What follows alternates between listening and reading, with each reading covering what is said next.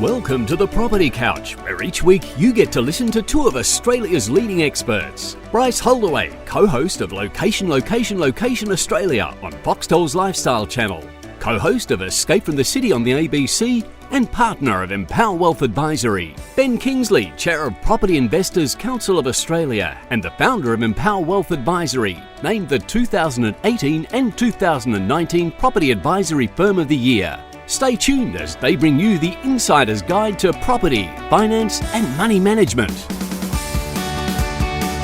All right, folks, welcome to the Property Couch. Ben, welcome to you. Hello, it's been Bryce. an interesting time.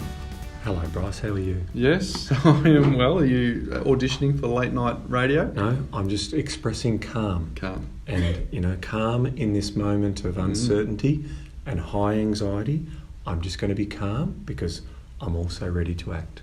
Right, okay. I'm organised, I'm planned, and I'm ready to act. Okay, I like it. Well, we're going to unpack that a little bit further as we go through. And one other thing while I'm calm. Yeah, go on. The footy's back. The Bryce. footy's back. The footy's It is tonight, Ben. Tonight. Yes. We have normality creeping that'd back be interesting. into our lives.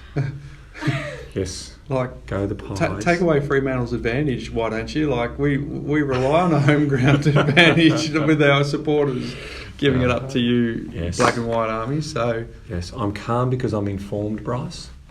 And guess what? Today's about informing. I'm not sure our your voice is scaring me a little bit. Is it? Is that It's not meant to be, but I just wanted to get the message across that I'm the next- calm. okay. I'll fire up later. Yeah, promise that's you. right. You can't get my energy down. Hey, look. Clearly, there's a social element of people feeling anxiety and panic. So Totally. we get that. But today we want to talk about the bigger picture. We did a couple of weeks ago. We did the coronavirus special. Keep calm and carry on, Ben. Yep. Today we want to do an updated response to that because a fair bit has happened. Yes.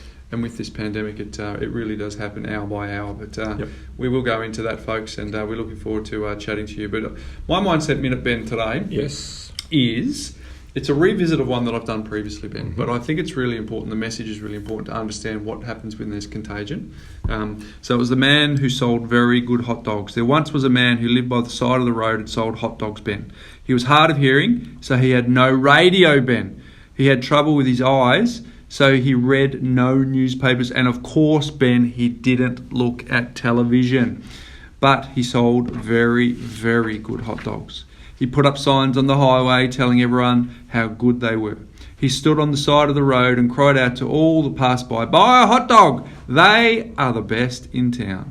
And people bought his hot dogs and he increased his meat and bun orders. He bought a bigger stove to take care of all the extra businessmen. He finally got his son to come and help him out with his business. But then something happened. His son, who had been well educated, said, "Father, haven't you been listening to the radio or reading the newspapers or watching television? There's a big recession happening right now. The current business situation is terrible in this country. We have problems with unemployment, high living costs, strikers, pollution, the influence of minorities and majorities, the rich, the poor, drugs, alcohol, capitalism, and communism." Whereupon his father thought, well, my son's been well educated. He reads the papers, listens to the radio, and watches television. So he ought to know, Ben. So his father cut down on his meat and bun orders, took down all his advertising signs, and no longer bothered to stand by the side of the road to promote and sell his hot dogs. And his hot dog sales fell almost overnight, Ben. "You're right, son," the father said. "We certainly are in the middle of a recession."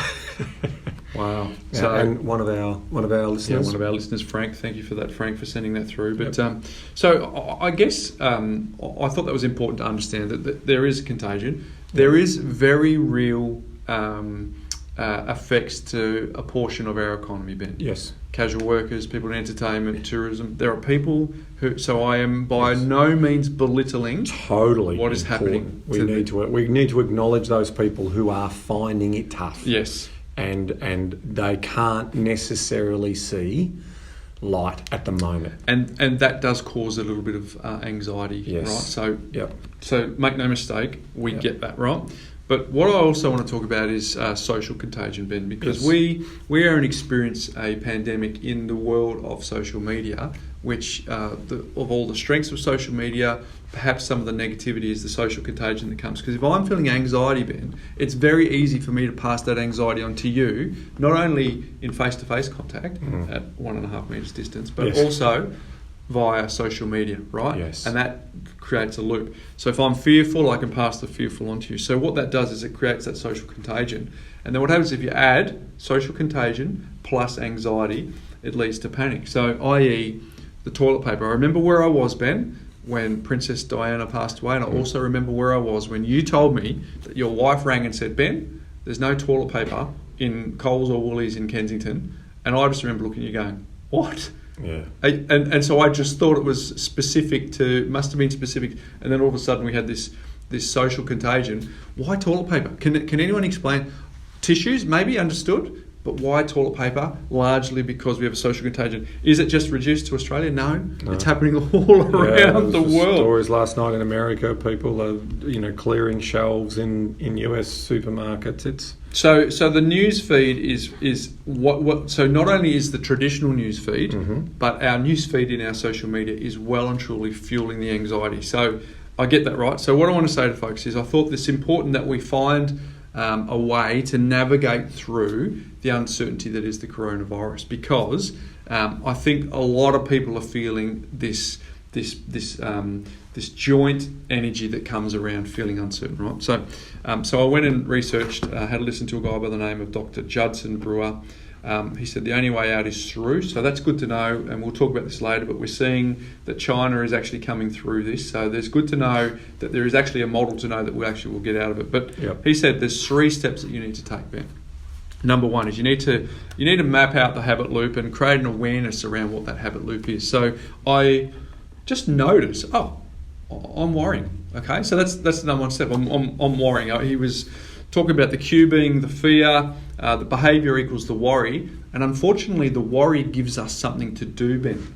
If in the absence of real clarity and certainty about how to get through this, the worry just gives us something to do, and then what that response is then anxiety. So we need to actually just map that out and just go, all right, I'm worried, create some awareness around it, because if I have some awareness, I can do something about it.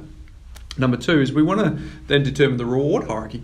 So what am I actually getting out of being worried? Yeah. How does it actually serve me? He used the example of someone who is a smoker. The addiction is very real. It's very difficult for smokers to stop the addiction. But once they actually become aware, when they take the drag, that it actually doesn't taste very nice, and then they think that through, they have more success on actually breaking the addiction, because clearly there was something that triggered it, and that's very deep and ingrained, right? Yep. But once we identify what that is, they can break it. So number 1, map out the habit loop. 2, determine what the reward hierarchy is to see, am I actually getting anything out of this?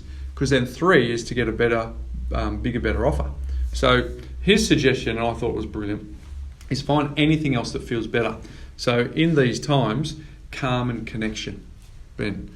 Being calm and connected. So we want to spread the calm and connection as the alternative contagion, right? So don't spread the panic and anxiety, spread the calm and connection. I'm going to talk a little bit about connection a bit later on, Ben, but hopefully that gives people a little framework on, sure, we understand why you'd be feeling anxious, but that can give you a sense of, all right, we're going to get through this, and this is how I can get through it. And Bryce, if I can share with the listeners about what we refer to, and this is a summarised version of it, but this is what we call the media cycle.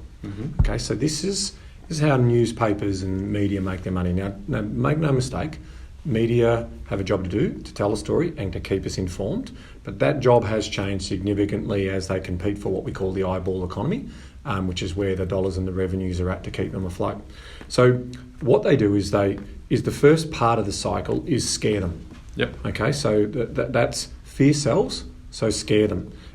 Then the next part of the cycle in terms of their messaging is blame someone or something, right? So make it someone else's responsibility, i.e. government, whatever it is, just basically blame them. Now what we're in is the talk fest. And the talk fest is really about the social proofing and the validation of, you're right, you know, and the commentators are, they are to blame. They are to blame. And then, you know, everyone sort of and then it brings a bit of social unrest and that anxiety that you just talked about. So we're not at the final stage yet, but the final stage yet is the turnaround. They call it the turnaround, right? And this is where you tell the positive news stories. Mm-hmm. But right now they're milking it for absolutely everything that they can get. And images of people fighting in supermarkets is completely... Social contagion at its worst. On two levels. Yep. On two levels.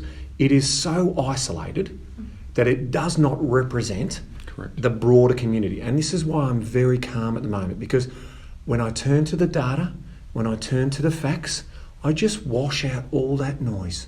And it just does not make a dint on me anymore. It's hard. Every now and then I have a little moment, just like everyone else. I go, well, that was a lot to take in. Now I'm rethinking my point, but I get grounded back in the facts. And so I am saying to the media outlets who display those images, because, you know, I can sit there and I can be the CEO of Woolworths saying, we are supplying. There is absolutely no supply chain issues with food. Everything's going to be all right. And, you know, and good news story about a customer who gave someone who really needed it, because they're verbalised but not shown as a... But then a 3-second image of people pulling each other's hair then changes all of that. And so I think there is a responsibility for those in the media and also people who are sharing posts on social media, because that is not representative of the broader. It's a classic case of basically the minimum sample size affecting the broader market size. And I've talked about that before in terms of, you know, educating to the lowest common denominator doesn't work. You've got to educate up and you've got to drag up those lowest common denominators. You can't regulate to that level because it doesn't serve anyone over the longer term. And so this media cycle is important, because if you understand that, you can, and you just connect in what you just said, if you go and replay what Bryce just, it is fundamentally empowering in terms of getting to a calm state. And then moving with people who have that same positive outset, story state strategy. Jamin talks about story state strategy. If you can get that story right for yourself, you'll not only be empowered in your financial journey, but you'll be empowered in your life. You just won't attract to negativity, you'll attract to positivity. Because one thing is absolutely true in this world: nothing is as ever bad as it seems, and nothing is ever as good as it seems. Now, I do not want to detract. Hence the term, this too shall pass. Yeah, and I don't want to detract from those people who are doing it tough. And the people who may be, you know, challenged in their financial situation. We're going to talk to them, you know, in today's podcast. But it is just really, I love how you've set up, because it's really important that we just get that message out there of calm, and then potentially how we act and what we do. We plan, we inform ourselves, and then once we've got that information, we then act on that information. Yeah, I agree, Ben. The Prime Minister went to lengths yesterday in his press release was to say that be very clear on who you get your advice from. You know, go to the government health websites and the state health websites, and that's where you can get it, because there was a text message that was flying around that seemed really credible about how we're going into imminent lockdown, and he just said that was rubbish. But if you read that text message, that is, and then you send that through, that's where the social contagion starts to get an exponential curve. The rumour mill is rife. These fake news stories, these blame games, these, you know, sort of conspiracy theories in terms of where it started and who started, absolute rubbish and completely irrelevant to you in your own personal circumstances. You just absolutely need to be aware of what am I in control of and what am I not in control of. So if you have a plan around how you're going to, you know, I might get infected, you might get infected, Bryce. What are we doing with our family if that's the case? What are our financial situations? You get all those things lined up. All of a sudden, you've made the invisible visible, and you get a sense of calm about your story. Yes, very good, Ben. So, folks, what we want to do today is we obviously want to address what's happening in our economy, what it looks like for property, what it looks like for folks who are impacted by an economic event such as this. So we're going to go through that methodically. But what we want to do is we want to remind I want to tell a story, Ben. Back in the early 2000s, I read a book called The Big Shift. The Big Shift was written by Bernard Salt. I thought it was a life-changing opportunity for me to understand that he called it an empty island syndrome. I've talked about this before, Ben. Yep. And the fact that our lifestyle's so great, we're politically stable, we're financially stable, and we've since gone through a number of events that have proved that. And he said that the big shift is coming. He was talking about the baby boomers being like a basketball moving through a garden hose. And he also talked about the 19th century in Australia being bush culture, the 20th century being a city culture, and the 21st century being a lifestyle culture, and all those things have come to pass. Yep. Right. So what that has meant that I've been very interested in what he's had to say. You and I went to a presentation that he did about 3 years ago, Ben, and that left me with enormous, overwhelming confidence in this country and real estate, given the fact that lots of people want to sign up, Ben. They want to opt into our lifestyle. They do. And they want to come here in droves to do that. So we had the pleasure of seeing him speak again last week, and I must admit, not only was I re-energised from the previous message I heard 3 years prior, but I just became overwhelmingly, exponentially confident in the bigger picture of this country. So he talked about the fact that we in Australia have this superpower compared to a lot of other nations around the world. And he said it was the fact that we have so many people wanting to migrate to this country at a rate that is well in excess of the amount of housing stock that we currently have to house them. So, to quote him, he said the 20s will likely prove to be the golden decade of home ownership, because and unprecedented from anywhere before, because we're getting 220,000 migrants per year. That doesn't include the net natural growth, population growth rate, but just the migrants. 220. Now, to give you to give you a benchmark of that, at the same period of time, France, which is about 60 million people, Ben, is getting 60,000. So almost a quarter of what we've got. So the fact that Australia has this secret weapon with the extraordinary rate of population growth each year underpins us and should give everyone enormous confidence that asset class has a wonderful, wonderful outlook, right? And then if you overlay that with the fact that we are the 14th largest economy in the world, and here's the little footnote, with only 25 million people, Ben, because all of the 13 above us, China over 1 billion, US over 1 billion, the UK at 60 million, France at 60,000. They have got not 60,000, 60 million. Yeah. They've got significantly more than us, so we punch above our weight division. We do. So I think it's important just to bring everyone back up to 30,000 feet and say the future looks amazing in this country for real estate. Now, clearly, we've got to talk about a small moment in time that we're dealing with. But I thought that was a good way to really sort of frame up what we're going to talk about for the next 30 minutes or so. So while we're in the medium to longer term, let's delve into that. So what we're talking about there is our population growth is estimated to be around 370,000 people through that immigration and natural rate that Bryce was just mentioning.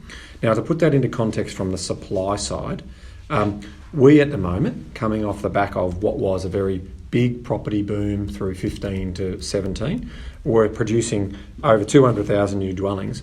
Well, construction has since slowed, so we're going to have a supply shortage of construction because at the moment it's at its lowest level in the last 10 years. Now, we need around 180,000 new dwellings each year to meet current demand. Now, at the moment, we're only forecasting to deliver around 145,000 of those. So, and this is not new. So we're gathering up this shortfall again, where we're going to have a shortfall, 35,000 properties price. Like, you think about that in real terms, that and all of the people, the construction, or so even if we're building 145,000 properties, you have a look at the greenfield areas and you're seeing 60 or 80 houses being built at any one time. Well, just multiply that across the country at 145,000. That's a lot of jobs, that's lots of opportunity, but still not enough to meet that supply side. So I think it's really important that this underpinning of supply, and I think the other thing that was really interesting in terms of what Bernard Salt said, these people have chosen to leave their countries for a better life here. This is a key point. This is a really key point in the sense, and they're not coming here to show that they're tied up in some shoebox and struggling. They want to show to their family and loved ones, I made the right decision. I've made the right decision. I've come to Australia and I'm going to have the Australian experience that I have in my mind, which is the white picket fence, the lovely home, the nice car. I'm going to work hard. I do know what hard work looks like. Yeah. These people Their come work from ethic will not be questioned. exactly the same as our $10 POMs and also our Europeans that came in the 50s and 60s. They were hard workers. They came from nothing and they've built up the prosperity of this country to the level that it is today, to be ranked 14th, even though our population is significantly lower. So I think if you understand that desire, that underpins demand, yet we also know that we've got this supply challenge that will continue on, and that's what's going to be the case, right? So you think about the students too, Ben, as well. In terms of there's a lot of students coming in. I understand in the current environment that's Yes. been affected, but the bigger picture of the 20s, where we're currently chatting, Yep. is the students will come here, and a lot of them will actually stay, Ben, yeah, and then want to get a job here Yep. in the knowledge economy, Yep. and then they will want to buy a house, and that will add further demand. And the fact that they didn't spend the first 18 years of their life here, Ben, means that they are going to be net positive contributors, because they're going to be paying more tax than the services they had Yep. in the early part of their life. So the economic shock, which is exactly what it is, has been caused through what we refer to as a mobility challenge. We just simply can't go about our general day-to-day. We can't do our business, we can't travel, we can't holiday, we can't do all of those things. So it is a material shock for a portion of Australians. And their job challenges are real, and their income challenges are real. And so what we do need to do, and I've said this many times before, is that it'll be as worse a correction as we make it, or it'll be as good as correction as we make it.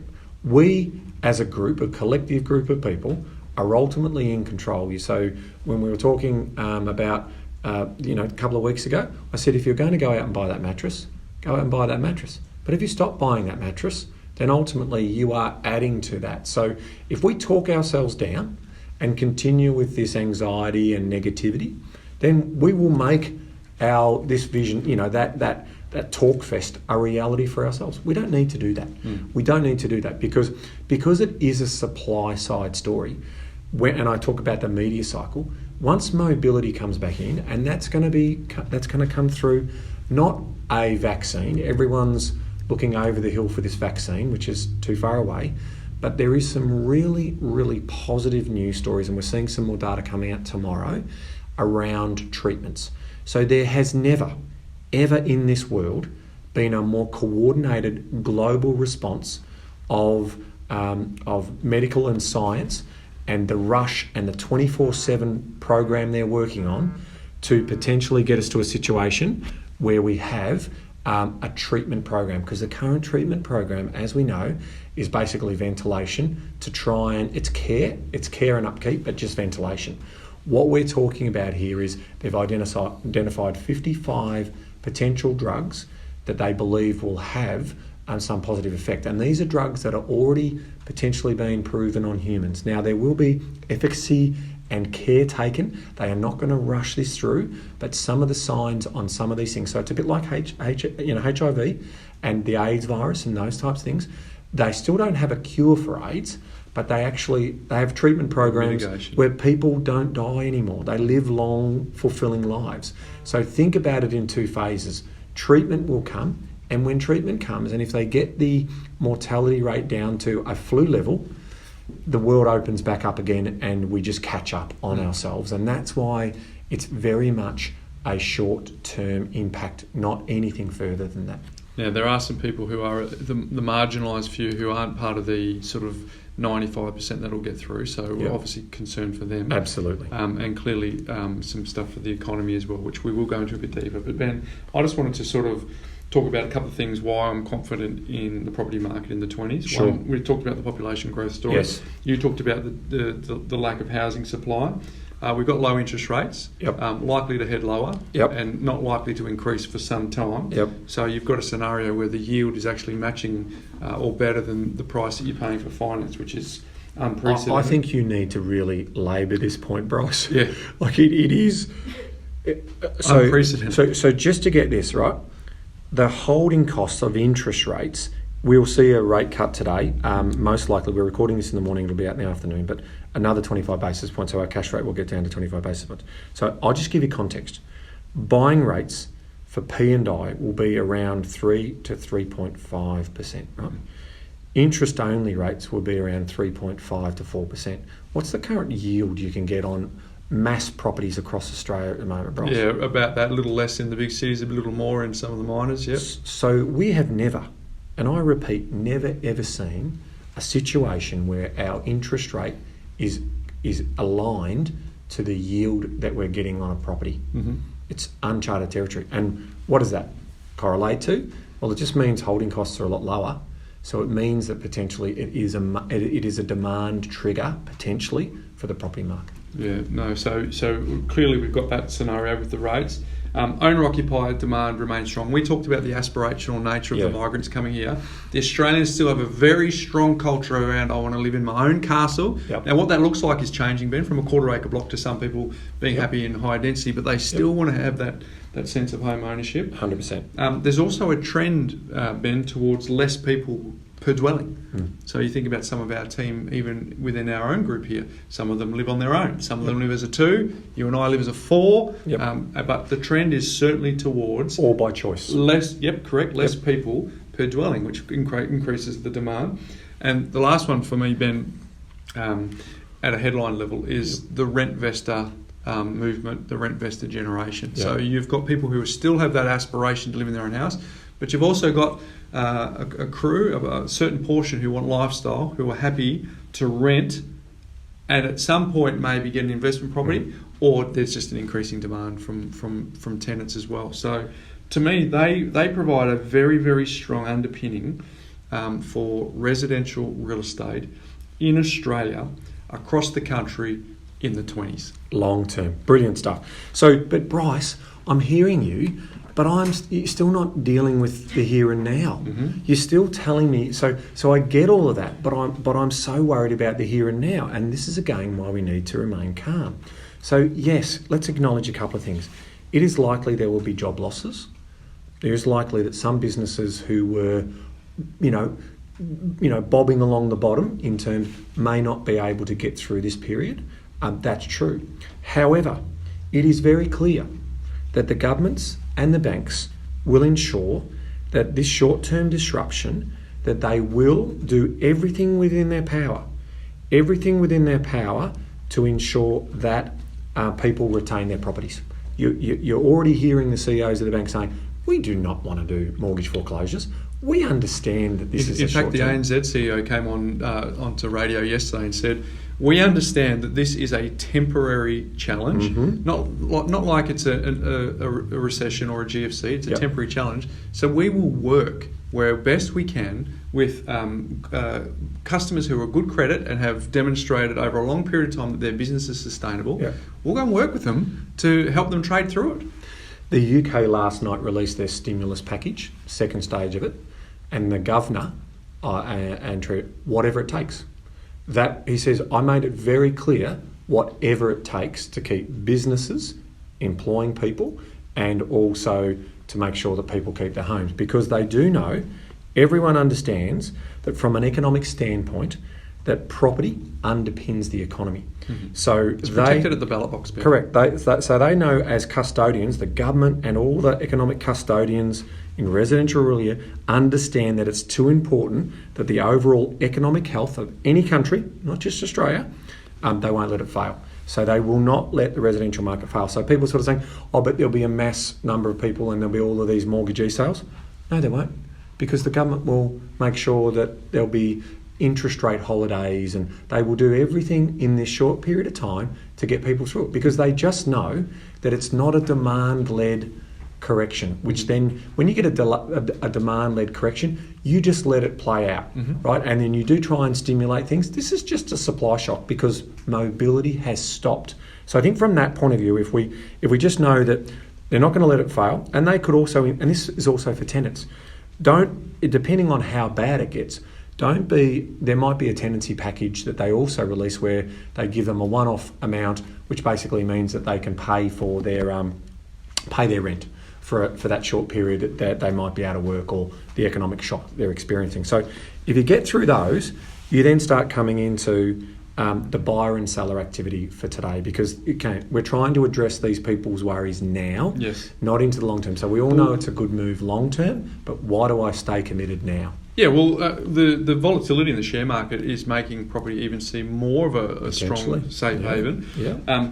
But people, we've said this so many times that it's an essential need, right? So people will eat honky nuts and tomato sauce before they'll give up their house, Ben. They will fight tooth and nail for it, right? So that essential need is really what takes away the volatility, and it takes away the fact that it's not just a financial instrument.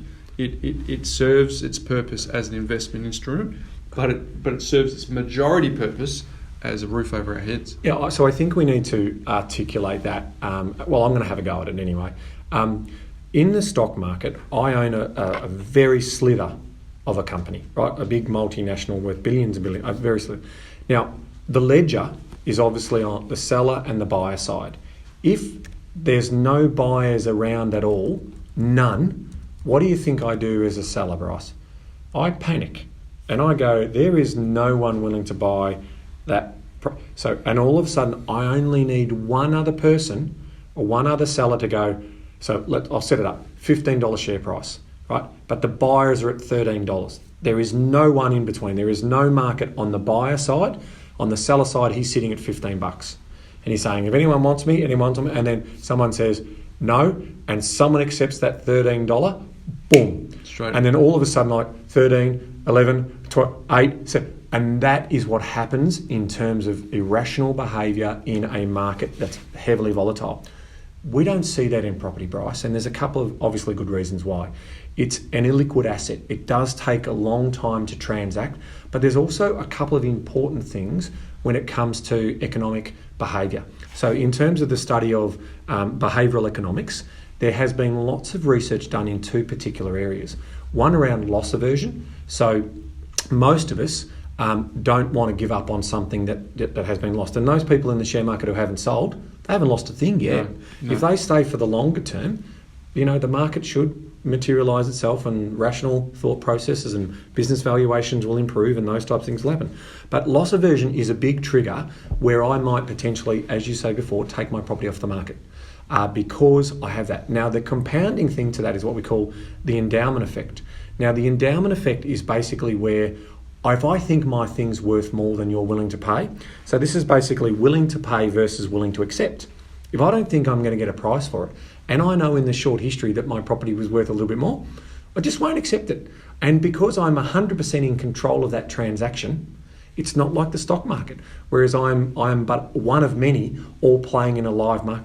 I'm just don't sell. Mm-hmm. So that's where we also get that underpinning in terms of behaviour. So we do believe that there will be the activity will slow down. There is absolutely no doubt that there will be people who will withdraw their properties, and we'll hear from our buyers agents later. Well, that's a good point you say, Ben. It might be worth cutting to them shortly because it's not showing up in the data and it's actually not showing up at the coalface. So we thought it was a good idea that you had, Ben, because I speak to my buying team all the time, right? Yeah. So it's part of, and you said, well, why don't we bring the community in to some of the discussions that we're having? The inner sanctum conversation. So what we did is we recorded a little earlier a round table chat that we had with all the crew so that you guys can get a bit of a sense of what's happening in the front line, because people don't get access to this every day, Ben. So we might cut to that now so that you can get a bit of a sense of what it's like buying across the country right now. Hey, Ben, what we thought might be a good chance for our listeners is to get a bit of a sense of what's actually happening on the ground. And I know you've got some feedback from a couple of the chats that you've been having. Yeah, Bryce, I think it's important, right? Because the sound bites we're getting in the media and now the newspapers talking about property prices are going to drop by 20% or more because the share market's done it. So there's just this automatic reaction. Well, it's different in terms of when you actually get the context in the field. So I was talking to, a very strong business. They buy a lot of properties and I was talking to one of their agents who was actually over in Perth at the moment, sussing out that particular market. And his observations on the ground over there that they see this as an eastern suburbs virus. So that Eastern Seaboard. Eastern Seaboard, I should say, not eastern suburbs, Eastern Seaboard's virus, right?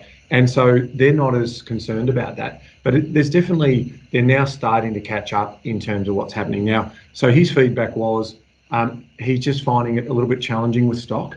And then also last night I spoke to another very, very prominent buyers agency group just to get a sense. They actually rang me and he was telling me that he got gazumped on a deal just last night. So there's no doubt that the buyer activity is still alive and well at the moment. Yeah, it's a good point you raised, Ben. So what we thought we'd do for the benefit of our community is actually talk to our crew, see exactly what it's like at the coalface, and to help our community get a bit of a sense of marrying some headlines up to the reality. So Brian, give us a bit of a sense of some of the conversations that you've been having, and over the last couple of days, in particular, the types of properties that you're trying to buy and what sort of competition levels you're having.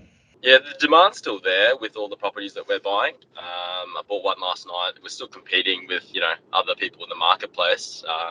People still need a place to live. So, that demand hasn't really come off that much, I don't think at all, since, all this has happened. One of them I'm competing with 3 people. Another one was 4 others. So what I'm hearing from agents is they are saying that, a few vendors don't want to put their properties on the market because they don't think they can get the best price. So, maybe doing a few more off markets this month than I normally would. But yeah, still the demand is still high, and we're competing on the properties that are investment grade.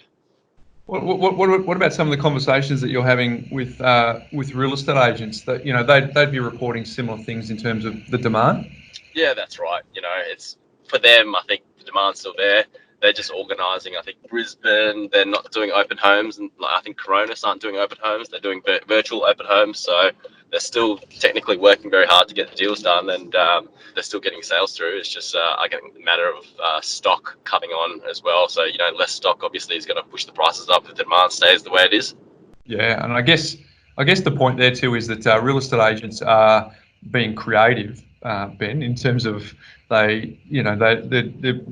distancing, they're doing the 1.5 metre spacing, some people in, some people out. They are adapting, but at the end of the day, their role is to still transact on real estate. And it wouldn't surprise me if they take that to the next level where they have a thermometer and they're basically doing what they do at the airports, which is just basically getting a sense of temperature. I don't know, it's going to feel weird, but I do see that as being a means by which they're showing care for there might be tenants in the property, care for the owners of the property as well. They'll be also instructing them around not to touch anything, to just basically come through, look but not touch. And those types of things are then going to, okay, we're practicing good hygiene, we're practicing good ways in which we can do that. So I think, it is uncharted territory. We know that we're in, and we know that activity will fall. So I think that's been really good insight. So last thing for you, Brian, is what about the conversations you're having with clients? Because, they're seeing the opportunity and staying big picture. Yeah, definitely. The ones that aren't, income affected due to this, obviously on hold, but a lot of my other ones are pretty excited with a bit of opportunity in the market. Some have given me a bit more money to play with. So, to get in a better suburb or a better house. So I think most of my clients are pretty positive on the whole thing. Yeah, very good. So, thank you for that. I know you're just on your way to an inspection, so we appreciate the input there. We'll let you go. But Krista, no worries. Thanks, mate. Krista, what about you? What's your sense in with your clients and what you're experiencing in the market? Okay, well, experiencing in the market, I haven't seen a slowdown, and as you know, I'm across most states. As an example, Adelaide auction, I attended just as a spectator last week on a little property south of Adelaide. There was probably in excess of 80 people there. There was 6 or 7 bidders. The guide quote was $590 and it ended up selling for $726. So that was almost like a Melbourne style price event. And again, the demand in Melbourne, it's very strong. Again, at auctions on Saturday, large crowds, number of bidders. So the market hasn't been tamed by the events of what I can see at the moment. Hey, Krista, can you tell us a story about your client that you've been dealing with who's got a China experience? I think the anecdote that you shared, I think, would be beneficial for our community. Yeah, look, it's really interesting because this particular client is Australian, but he has been living overseas for a number of years, and he is in the thick of where it's all been happening in China. But after communicating with him over the weekend, he's basically saying to me that Australia is where China was probably 6 or 7 weeks ago. And he said that everyone in China around the anxiety, it's definitely subsided. They're obviously still taking precautions with some travel bans and masks, but all in all, things in his mind in China are back to normal. Yeah, which is interesting because it kind of gives you a sense of what the other end looks like. Because here in Australia, we don't really have that sense of what the other end looks like. What about some of the conversations you're having with clients, Krista, in terms of the headlines that they're experiencing and marrying that against the opportunity that's in the market? Yeah, look, I think my clients are pretty well educated and they're quite aspirational and inspirational. So they understand that the opportunity may be there, and they're not wavering because obviously they've had a background of creating a plan and having buffers in place, and therefore it's full steam ahead for all of my clients that are currently looking for property. I think you raise a really good point, Krista, because the people who can take advantage of an opportunity now are really the people who've done the work up the ground bit, where they've thought about what this looks like, they've planned. We've talked about it on many podcasts, but we factor in 4 weeks vacancy. We put 1.5% of the value for maintenance. So these things that 6.5% interest rates, which are no depreciation. So we've actually front-footed in all of our planning for an event like what we're in now. Anyway, so by default, the people that we've had through our planning process are very well prepared for this. It just highlights the importance of that planning and the mindset and making the invisible visible. It's the fear is about the unknown unknowns for the most of the community, and by demonstrating that there's a process and a program that you go through and you then share and make those unknowns known, you can fulfill your objectives and take an opportunity to act in these uncertain times. Thank you, Krista. Thank you. All right, so what we might do is go to another one of our buyers agents, Jake, who's also across the entire country. Jake, you've been listening to the conversations we've been having, and you've got similar experiences. Can you share what it's like? First of all, the mindset of the discussions that you're having with your clients, in terms of up against the headlines versus the reality of buying, and also some of the experiences that you're seeing as you're out there looking at property. Yeah, so I can agree with the sentiment of the other buyers agents in the team in that I haven't noticed any substantial change that has materialized yet when it comes to the amount of buyer demand out there. The weekend's auctions were well attended. The clearance rates are high. What I am sensing through conversation with agents and purchasers is that there is a sense of unease, but I think as long as these people are being pragmatic in their preparations, there's ways to overcome any obstacles. And the feedback I've had that has been weighing on people's minds have mainly been around, if I'm buying an investment property, what's going to happen to prices, and also what about rental, and can we afford if there's any kind of rental gap? And for example, we just had a purchaser who was talking with me about potentially cooling off because they were a little bit worried, but we unpacked everything, we worked through it, and all we did was renegotiated the settlement date with the seller and pushed it out by another month. And then we had an agreement in place with that seller that if we do find a tenant during the settlement period, we can bring that settlement date back forward, because then it gets rid of that uncertainty about having an income producing asset. And I think as long as sellers and buyers alike are being pragmatic in their approach and thinking things through, there's no reason to be over concerned. There's still great properties out there with strong fundamentals for the long term, and that should be more beneficial than being worried in the short term. Very good. Thank you, Jake. Hey, Nikki, how's it going in the Sydney market? We've obviously had a couple of Melbourne perspectives there, but we'd be certainly interested in what you're seeing on the ground on the same basis. What are the discussions you're having with clients in terms of sentiment, and what are your experiences as you're on the ground looking at property every day? Yeah, so look, three data points to share in that regard. So two in Sydney and one in Melbourne from the weekend. So literally last night, homeowner brief, I was at an auction in southwest Sydney, a suburb that's performing very well on the demand supply ratio. That was a well-attended auction, 50 plus people in rooms, 6 registered bidders. You need to register in New South Wales to bid. 3 actually bid on that property. We unfortunately missed it on a guide price of $1,020,000, and it sold for $1,170,000, so some 150,000 over the quote price. So that was a miss for us, but just shows that there is still strong sentiment in the market. And just scanning the room, that was predominantly homeowners looking at that property. We did have success with a purchase in Sydney on the fringe of Sydney City Terrace 2 days ago. And what we're finding in that market, just sort of the city fringe, properties aren't actually making it to auction. The demand is quite strong. There's a lot of pent-up demand in those markets. And to secure the property, you really need to offer prior. So that was a property we first saw tail end of last week and shut down that process and bought that, circa 1.45 million. Pre-auction that was scheduled to go to auction on the 4th of April. And just in Melbourne last weekend in Brunswick, we were successful. Brunswick, notoriously difficult to buy in.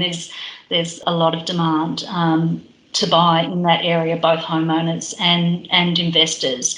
100 people over in the street there. We were the recipient in that auction that one of our key competitors did pull out as a prospective buyer the night before the auction. So that was good news for us. And we were one of 3 bidders at that auction, guide price 1.3 to 1.4, and we bought it 1,577,000. So again, strong demand, and the underbidder was $1,000 behind us there. Nick, you've got an interesting story too about a contrast between someone, one of your clients, obviously without being specific on name, but who's involved in the equities market, who's seeing the volatility there, but really saying, well, I really want to park my money into real estate. Can you share that story? Yeah, and that's a case of, and that was the Brunswick example actually on the weekend. So that client is bullish and opportunistic about the market as it stands at the moment, and because he's playing the long game, he's not uber sensitive on trying to time the market to perfection, because he knows from his experience in the share market that's not what it's about. And he's not speculating. So and his intention is to balance his portfolio. He's got greater exposure to the share market, so he's actually looking to potentially bring forward another property purchase that he was intending to make in 2020, so that he can balance up his property, in an asset class which he sees as being quite stable over the long term, being property. That's brilliant intel, Nick. Thanks very much for that. I mean, obviously for our listeners, it's really important to hear that. But it sounds like, that everything's really, really positive. But I want to turn to you, Matt, in regards to the clients you're dealing with. And just to give context, our buyers agents are usually on their books, have around 15 to 20. So some in different stages, some getting their finance preferred, some good to go, some the latest engaged clients that they're working with. So there is a real spread and diversity of assets that we're buying, right down from entry-level properties to city fringe to million-plus purchases. And I think it's important to understand that the brief is not always just about the capital growth story. It also potential is a yield story, Matt. But as a clarifying point too, Ben, that in that 15 to 20s, you did touch on it. The fact that we're getting them prepared. Correct. They're not always in a good to go phase. It's not rush. They're in it's incubation. Not rush. It is a program of work that happens to get them through. It just means that the BAs have got a handful of good to go clients, Yes. knowing that they're nurturing some folks through getting their equity released Correct. and getting their pre-approval in place. Yeah, that's good. So Matt, I think we're also not immune to the phone call where people get a little shaky. So Matt, I was wondering whether you had an example where you've had a phone call with someone that has got a little bit nervous, and what have you been talking about to them in terms of why it might still be a good reason to proceed? Yeah, thanks, Ben. No, I had a call actually last week, at the back end of last week, where we bought a really good property, a ripping property on 700 square metres of bayside dirt in Melbourne, north facing, really good house on it, renovated, and already tenanted as well, actually, which is fantastic. So on a long lease, and a lovely older lady tenant. But my client is Australian, but based currently in the States, so they're a little bit more advanced in terms of everything that's happening. So he was just getting, I suppose, smashed with the headlines, and so did call me up and inquired about calling off. He was a bit nervous and a bit jittery because he'd been a bit of a procrastinator in his own right. He'd taken a long time to make a decision, and he felt like obviously there was some moving goalposts. But basically, after having a really good chat, just talking about the fundamentals of Melbourne, which is, we're getting in excess of about 120,000 people per annum, significant population growth and demand for real estate, which is essential need and shelter. He decided to go ahead with the purchase, and has since been, really happy. That it was just, for him though, again, it's like anything. If there's a lot of noise, you can sort of you got to go to the facts and just got to feel comfortable. Human. Yeah, exactly. We're all human. So I think that's a key point too, Matt. Whenever there's noise, you do have to go to the facts, and I think that I guess again, labouring the point, if someone has been planned and prepared for some time, Ben, they've got all the fundamentals in place, and it's just sometimes a little bit of a reminder that and we've talked in this podcast. Actually, I don't know where it's going to be, so I won't do that. But it's just a reminder that the fundamentals of real estate in this country are very good. And our messaging has been consistent from day one, podcast number one, in terms of when you take advantage of opportunities, when you don't. We've talked about that as well. So Matt, what else what's the feedback you've been getting from the agents? I mean, one of the things that we are obviously keen to understand is that there will potentially be a slowing of activity. Where do you see that showing up in conversations with agents, just about being able to show homes and that type of thing? Yeah, really good question, Ben. So I'm actually looking for, obviously, for my clients, and also personally looking at a home as well. So I've sort of got two different ends of the spectrum. But across the board, agents are still chatting to agents, every day, and even yesterday alone, agents, a couple of agents sold 2 properties each in the last couple of days. So they're still, as I say, getting the deals together. In terms of how they're doing it, might be slightly different. So there's a few more off markets. I've noticed, even just as yesterday, a few more calls from agents wanting to get us as buyers agents through, because there's still people really keen to transact real estate. And what I'm seeing in the marketplace is significant owner-occupied demand, which is, I've had to stand down on a few properties for clients because the demand was so strong, the prices were so high. So I think in terms of getting stock, it'll be just like, some of the precautions in not having mass open homes, small groups through, where it's off-market showings or private viewings. So there's a lot of different ways they can do it virtually. So I can't see any slowdown at all, because there's been significant demand, and agents are still transacting and still got really good owner-occupied demand, because there's that need for people to have a home, and there's that pent-up demand, cheap money, and people are really keen to get a foot in the property ladder. One thing that I've noticed just in the coming week, or the last week gone, is that the relationships with the selling agents, that they're leaning into me as a buyer's agent a lot more.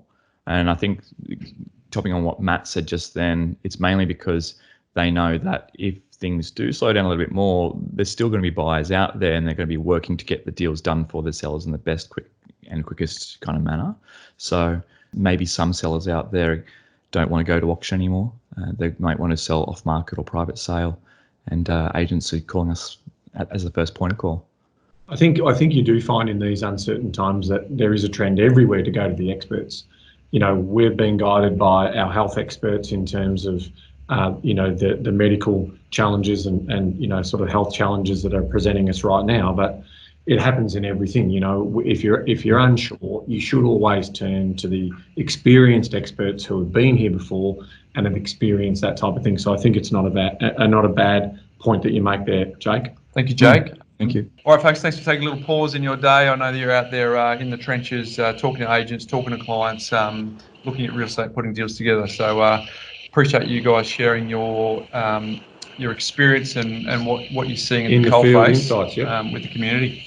Happy to help. Thank you. Yeah. Thanks, guys. Thanks, Bryce and Ben. Thanks, guys. Bye. Bye. All right, Ben. So clearly you've heard from. I'm obviously going to talk up my team because I'm really proud of them. But Yep. they are at the front line, Ben. They're in the field. They're dealing with real estate agents who are dealing with this. They're dealing with clients who may have some anxieties, and they're dealing with a property market that the evidence is suggesting that there's no lack of demand. The practical is that there's no lack of demand, and going forward, based on what we talked about, the bigger picture. Bryce, it adds to my calmness. Mm-hmm. I mean, these types of things, because we are privy to the data. We're privy to all this information, so it adds to my calmness. I'm not going to listen to the stories of 20% property price. It's just noise. I keep coming back to all the things that that I've been here before, and those types of things. And so I think it's really important, because some of the speculators are going to say, oh, but the whole thing's going to implode on itself. Let me just give everyone a reminder that the global LVR across all properties in Australia This is big. is 25%. Yeah. Right. So that basically means it's very safe if we talk about debt to asset ratio. Very safe. Now, we get that some people have a very, very high LVR and some people have almost a zero LVR, but Yes. the point is, globally, it's not a vulnerable asset. Yeah. We've had another rate cut. So today we get this new rate cut that comes through. So that's all good. Stimulus packages, incentives to help small business. Slow down. I'm ticking things off. Yeah, that's good, bro. Well, the point is that people don't have to suffer this alone. No. Now, I think it's important to say, Ben, that quite often, the criticism that you can get from someone like you and I in this position is, it sounds like it's always a good time to buy property, Yeah. right? But to the answer of when should I buy, I think that always should be tweaked in this country based on the fundamentals that we talk. It shouldn't be what should I buy. It should be where should I buy. Because there is always an opportunity in a country like ours that has so many various markets. If you think about Darwin and Perth, no. But if you've been thinking about the last little while, even over the last decade on the eastern seaboard, right? So there is always an opportunity to buy. So that puts that to bed. Yes. But so the question is, now do we think it's a good time to buy? The answer is yes, because there is an opportunity where you have this uncertainty, because on the other side of this, the demand for real estate is going to spike. Correct. It is going to spike. So for someone to say, well, why would you say now during the uncertainty versus why not wait? Well, we're going to qualify. There are some people who should wait, and we're going to talk about that shortly. Yes. But for those people who are not in a position where they need to wait, the question often is, well, why don't I just ride it out for 6 or 8 weeks and wait? The answer is because if you do that, you will put yourself in a position where you are in a feeding frenzy, where trying to buy.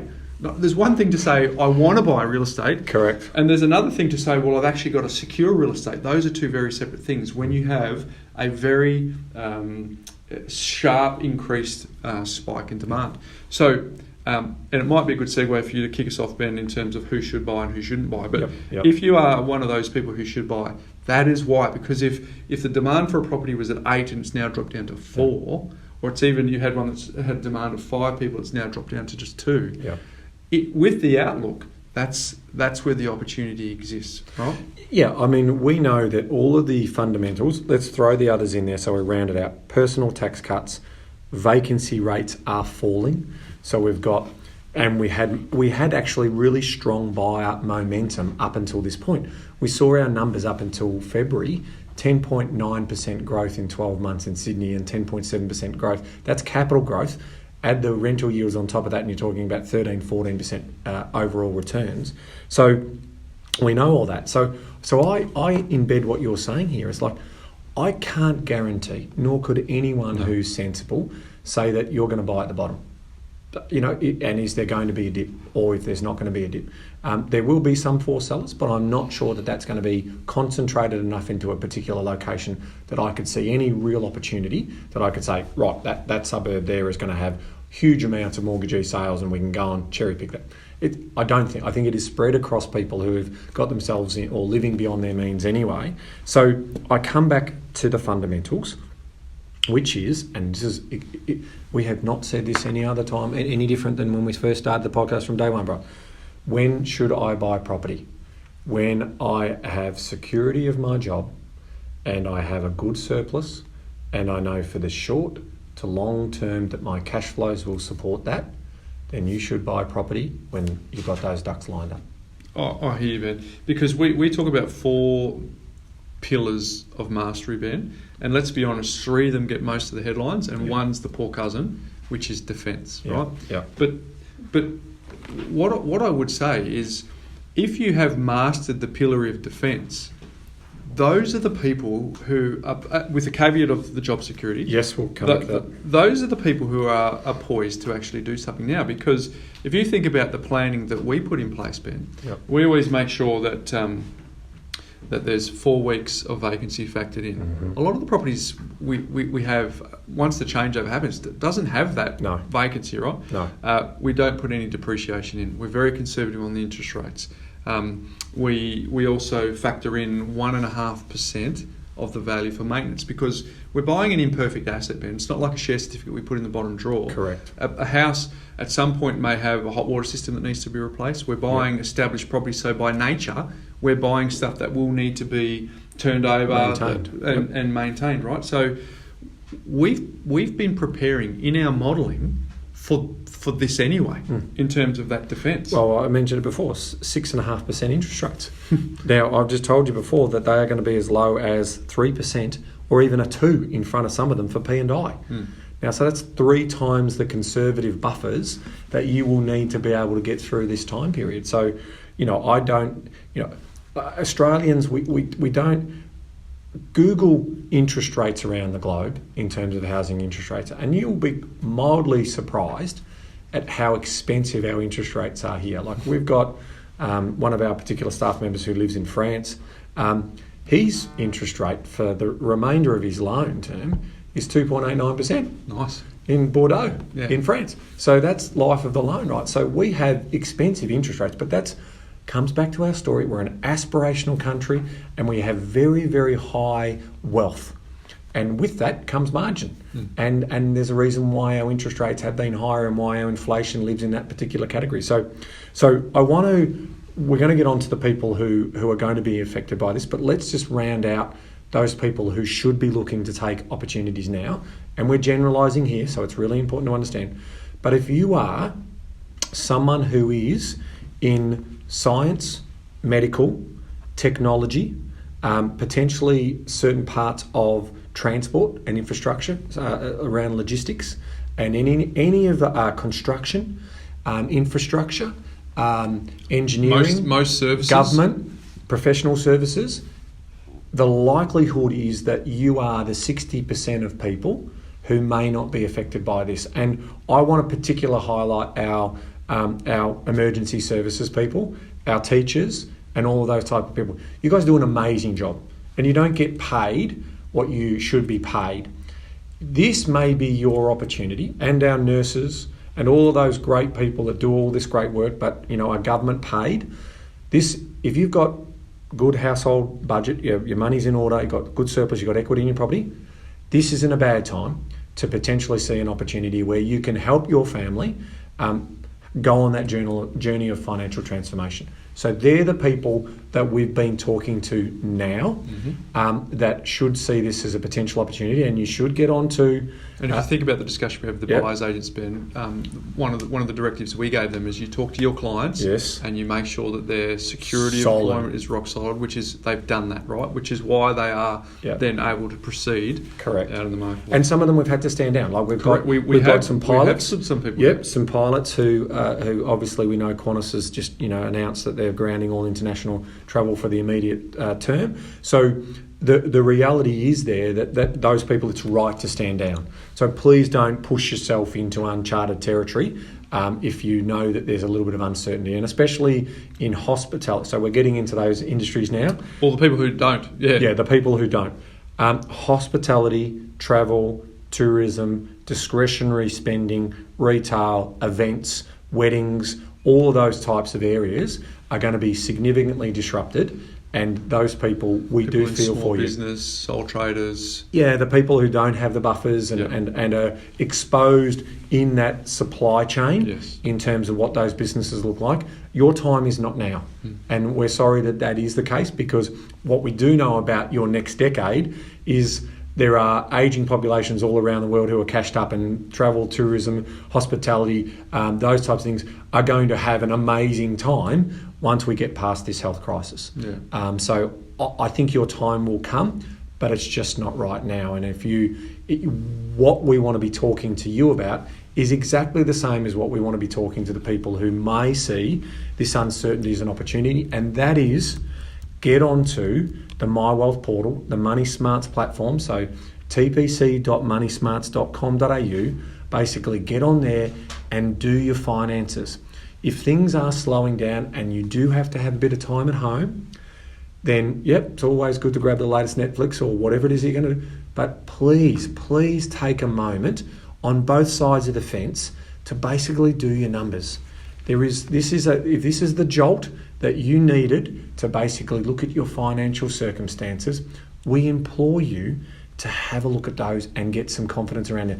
If you're anxious about your cash flows and how much money you've got in buffer, get on there. It'll show your surpluses. The other great thing about the platform is it's free and it separates out discretionary from essential spending. So you can then also see exactly what your minimum cost per week, per month is going to be for yourself, and you can start to then see whether it's plausible for you or whether it's I need to get money fit and I need to organise my money and start the Money Smart system.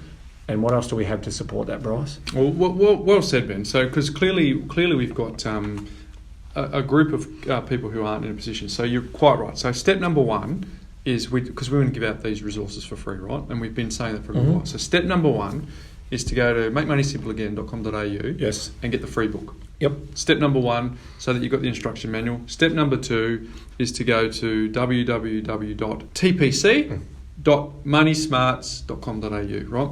And so that will give you the platform to do exactly what you just said, Ben, so that you can go through your numbers, and it gives you a lot of graphics so you can get on top of it. Because right now, if you're in that position where you're vulnerable, you need to know where your house is at, you need to know your numbers. And then the next step, once you've done that, Ben, is to do some planning, because this takes time. It does. The people who are in a position who can act now are as a result of two things. One, they're in a job secure industry. Yes. And two, they've done the planning. Yep. So give the aspiration of where you want to be when we come out of this. So number one is to get the book. Number two is to get on the platform. Number three is to start thinking about what that planning looks like, Ben, so that you are in a better position to make sure that you've got emergency money, you've got buffers in place, and you've actually planned for events like what we're experiencing now. So certainty through the clarity, because everyone is craving certainty right now, Ben, and the way that you can get certainty is through making sure that you, Ben, I don't know if you've ever said this before, but plan to become what you plan to become. So I don't want to make light of it, right? So it's certainly, but planning at this point has been more crucial than ever. Totally. And look, we are not done on this topic. It is obviously something that is one of the biggest events that we've ever seen and experienced globally. It is a true test of our resilience as human beings. We get that. And we are fortunate that we are a little bit more isolated, like Europe. They've had to, make more significant changes. We expect that, our numbers of cases will grow. We expect that there will be further mobility adjustments that are going to be done. We will talk you through that. We will keep you updated on a weekly basis in terms of what we're seeing in the field. We will do that for you. Obviously today, the Reserve Governor and the Board are meeting. I will do an update for everyone tomorrow in terms of what that looks like. So our job is to keep you informed and to give you a level of calmness and confidence that we currently hold ourselves right now. Mm-hmm. We are sitting very comfortably and we want to help as many people as we can in terms of organise their finances, and get an understanding of what that looks like. And we obviously did our seven stages of financial well-being last week. If you haven't listened to that, circle back to that. If your situation is in a place where you do need financial assistance, the first point of call in regards to any mortgages or repayment commitments that you need to make is to ring your provider. Ring the bank. They are willing and able and ready to assist. They are getting instructions from management that they also know. No one's trying to profit from this environment. Everyone just wants to get through it. So effectively, they will put repayment holidays in place for you, and they will continue to keep monitoring the situation with you to help you get through this period. If your situation is even more dire than that, then we obviously refer to the financial counselling links. So they are all in the show notes from last week's episode as well. So we will continue to keep informing you. We'll continue to keep reinforcing the messages. We'll continue to keep working on your mindset to help you understand the opportunity it presents for some, but also the opportunity for others, but it just might be in the wealth creation property investment space for today. Mm-hmm. So just to round out that discussion, Ben, so a couple of things. Just remember to be kind to others. Yes, the people in the health services, in the supermarket, where if people are feeling anxious, just be the person that's calm and connected, but just be kind to others. Two, just respect each other. Yep. The Australian spirit means we get through things together. We saw that with the bushfires. We are not starving. We are a food bowl. We are not going to run out of food unless people continue to hoard buying. Yeah, and don't do it, is what the Prime Minister said. And if I can just be a little bit critical of that, all of this canned food that everyone's buying still has an expiry date, right? So you could be wasting money if you don't use it. Now, your toilet paper, different story. But anything that basically is perishable, even over the medium to longer term, if you've gone and bought 30 jars of pasta sauce, then the reality is you're probably going to throw a few of those out, because once you realise that every day the shelves keep getting restocked and we've got no supply chain issues, you might look a little bit embarrassed, to be honest with you. So I am eyeballing you on that embarrassment. So just take the advice from the people who are delivering the goods, who are saying, just pick up what you need. Those supply chains will be open. And if we do have a potential slowdown or further mobility changes, we've seen it in Italy and we've seen it in France. The supermarkets and the pharmacies remain open. Yeah. So there is, and if your neighbour can pick up some of your stuff for you, we're seeing good deed gestures being done. So I think they're really nice messages. So be kind, respect each other, and this one, Ben, protect our most vulnerable. So you good to see that the supermarkets are trying to find an emergency lane for those who are vulnerable. But some of our most vulnerable, Ben, aren't the elderly. They're hiding in plain sight. They're the people who do not have enough money to stockpile. Yeah. And therefore they could go without the basics if they just can't walk in and get it. So folks, that is our message to you, getting through this particular point in time. So my life hack today, Ben, I don't think you're going to be surprised with this. Yeah, here we go. Is connect with people. Love it. Ring them up, ask them how they're going. Don't do it on social media. Do old school. Pick up the phone and ring them up. Spread that contagion of connection, and share, when you're chatting to them, share what you're grateful for. Because, love it. And the little tip is just have a look around within 50 metres, because sometimes it's, I'm grateful for the fact that I live in Australia, and those things are really real, Ben. But sometimes it's just good to say, I'm grateful for the fact within 50 metres of where I am standing, I'm grateful that I get to hang out with two amazing human beings, right? I'm grateful that I get to share a message of hope to our community, right? So it's not hard to find something to be grateful for. So spread that contagion, and shout out to a good mate of mine, Nathan, who rang me the other day, and his goal was just ringing everyone just to make sure they're okay, just connecting. Reminded me of the bigger picture of what we're doing. And then he goes, and I'm just trying to find out who in the community needs help, because I want to run around and help them. It's like, beautiful. What a legend. So folks, my life hack today is connect with people, ask them how they're going, and spread the contagion of connection. Ben, did you know? Did you know, Bryce? Well, I just thought I'd round out today's conversation just around some of the auction clearance rates, because again, we get some sound bites around what the numbers look like. And they're definitely, softer than the week before.